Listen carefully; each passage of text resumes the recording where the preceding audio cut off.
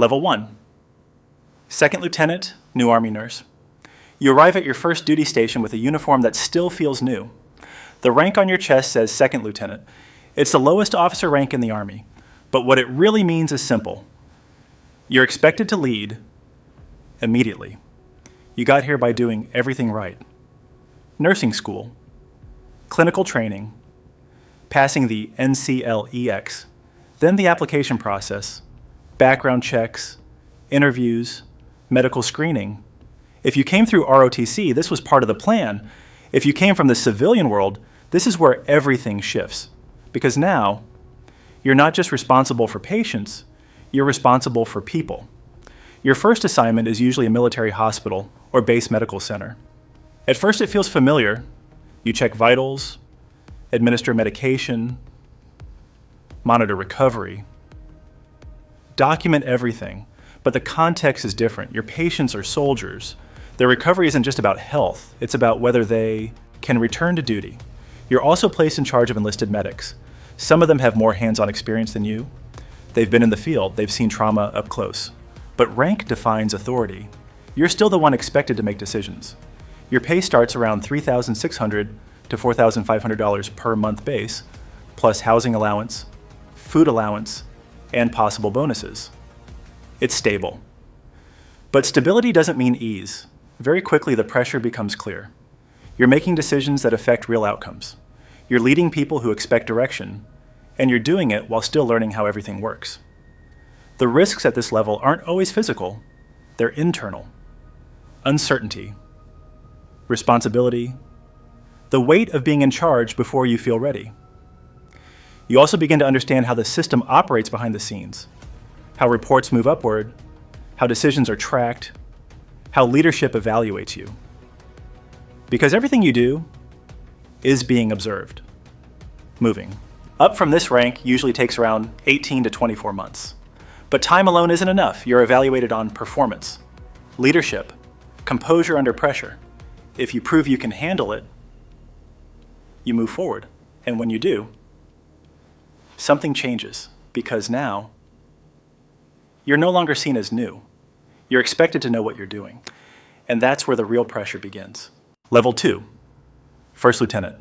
You've been here long enough to understand how things actually work. The rank on your chest changes to First Lieutenant.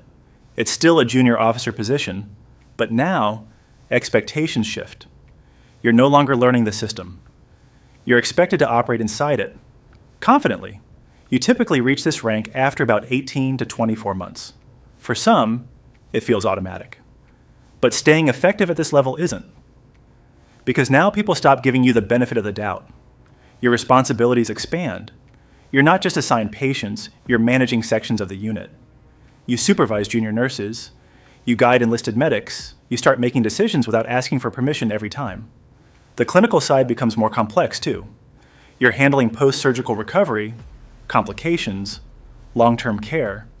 You're trusted with patients who require closer monitoring. And when something starts to go wrong, you're expected to catch it early. Your pay increases to around $4,500 to $5,800 per month base, plus allowances. But by now, you understand something important. The pay isn't what defines this level.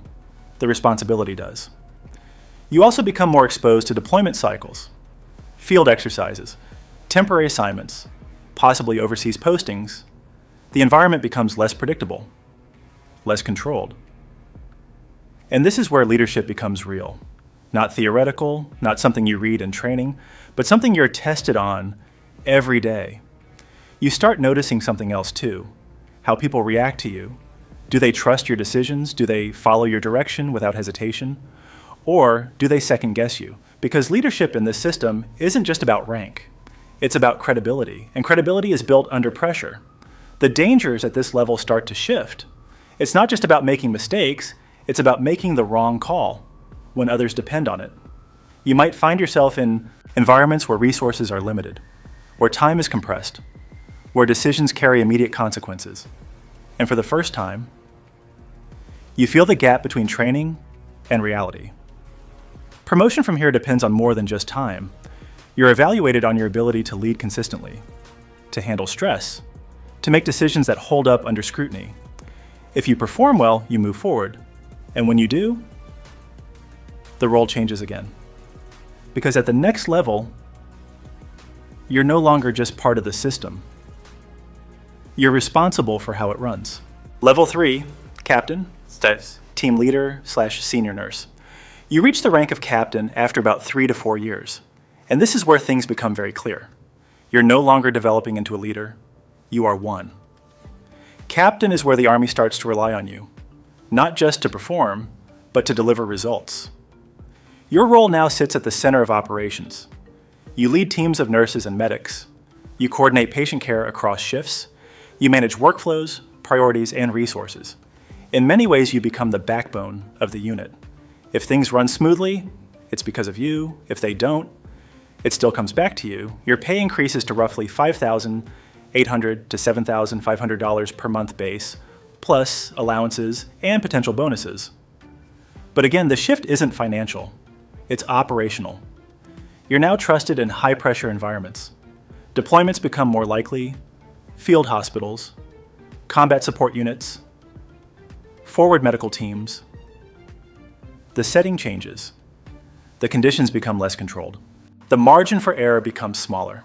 You're no longer just treating patients, you're directing how care happens, assigning roles, prioritizing cases, making decisions that affect multiple lives at once. This is also where the system reveals something most people outside never realize. Being good clinically isn't enough. You can be an excellent nurse, precise, knowledgeable, reliable, but if you can't manage people, if you can't make decisions under pressure, if you can't maintain control when everything starts breaking down, you stop moving forward. Because at this level, the Army isn't just evaluating your skill, it's evaluating your ability to handle responsibility at scale. The risks here are different. You're exposed to operational environments, long hours, high-stress situations where resources don't match demand. And the decisions you make don't just affect one patient, they affect entire teams, entire shifts, sometimes entire missions. You also start to feel something else, accountability. When something goes wrong, there's no one to pass it to. Promotion from captain to major isn't guaranteed. It requires consistent performance, strong evaluations, often additional education or specialization, because the next level is where you stop running teams and start managing systems. And that shift changes everything. Level 4, major, this department leader / specialist nurse. By the time you reach major, you've been in the system long enough to understand how it really works. You're no longer being tested, you've already been proven. Now you're being relied on. Promotion to major usually comes after 8 to 10 years of service. But it's not automatic. At this level, selection matters. Not everyone makes it. Because now the Army isn't just asking if you can lead, it's asking if you can manage complexity. Your role changes in a noticeable way. You're still a nurse, but you're not primarily at the bedside anymore. You're overseeing entire departments. ICU emergency care, behavioral health, specialized units that require both clinical expertise and operational control. Most majors also pursue advanced training, critical care certification, nurse practitioner roles, nurse anesthetist programs. You become both a specialist and a manager. Your pay rises to around $7,500 to $9,500 per month base, plus full benefits and allowances. But again, the number isn't what defines the level. The scope does. You're now responsible for staffing, schedules, performance evaluations, resource allocation. You decide who works where and when. And that decision directly affects patient outcomes. The pressure becomes less immediate, but more constant. It's not about reacting to a single crisis, it's about preventing failure across an entire system. You review reports, analyze patterns, identify weak points, fix problems before they escalate. And when something does go wrong, it doesn't stay local, it becomes systemic. The dangers at this level are less visible. You're not always in the room when something happens, but you're responsible for the structure that allowed it to happen. That's the shift. You move from action to accountability. Level 5, Lieutenant Colonel, Executive Nurse / Deputy Commander.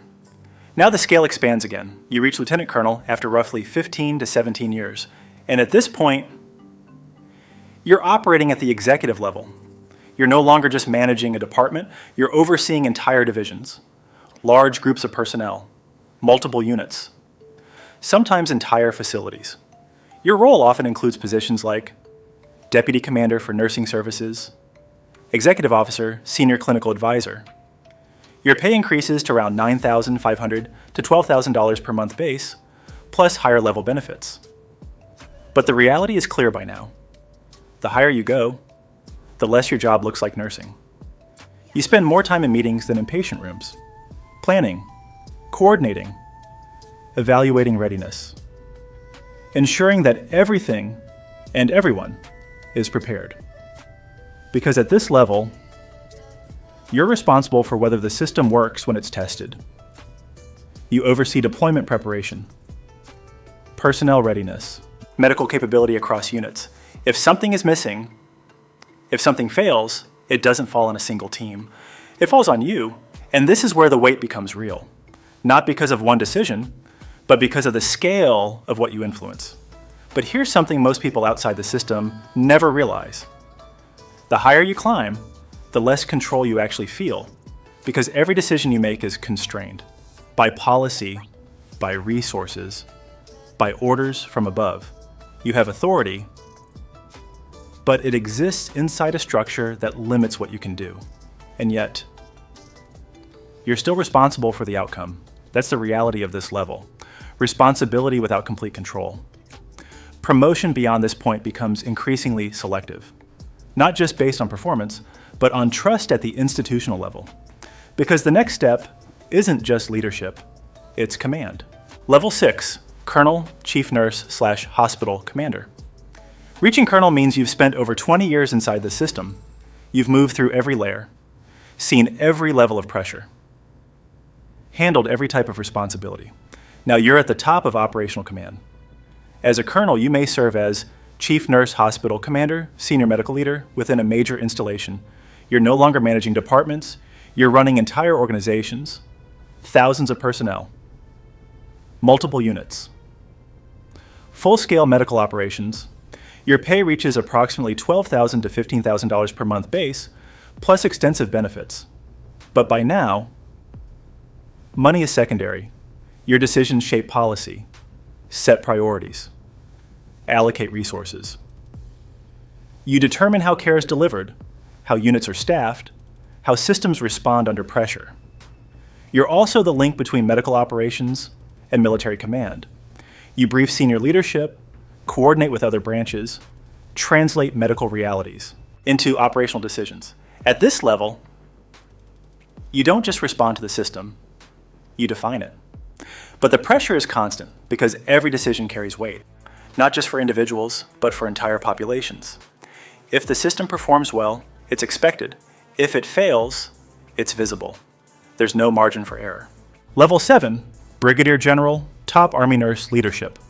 Very few people reach this level, but if you do, you're no longer operating at the organizational level, you're operating at the institutional level. You are part of the highest leadership within the Army medical system. Your influence extends across regions, sometimes globally. You help shape medical doctrine policy, strategic planning, resource distribution across the entire force. Your pay exceeds $15,000 per month base, but at this point, that's not what matters, because now you're making decisions that affect thousands of lives across multiple locations, across entire operations. You don't see patients anymore. You see systems, numbers, capacity, readiness, and your role is to ensure that when the system is tested, it holds. But this is also where the distance becomes clear. You are far removed from the individual, and yet everything still traces back to decisions made at this level. At the beginning, the job feels simple. Help the patient in front of you make the right call. Do your job well.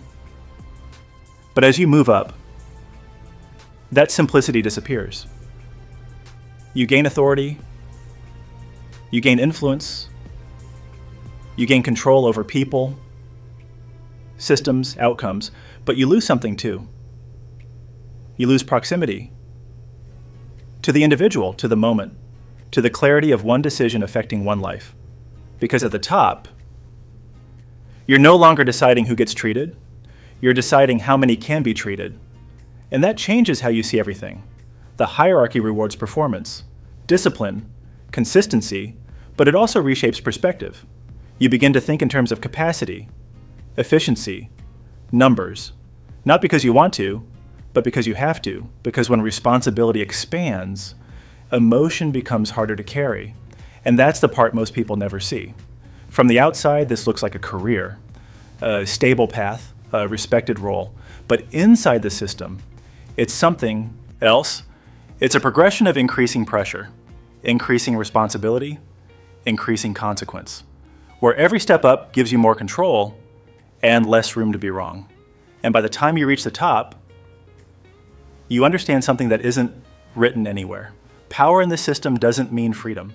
It means accountability at a scale most people will never experience, because every decision you make echoes downward, through every rank, through every patient, through every outcome. And once you see that also, you never look at the system the same way again. If you want to understand how other hidden hierarchies like this actually work, stay here. Because the deeper you go,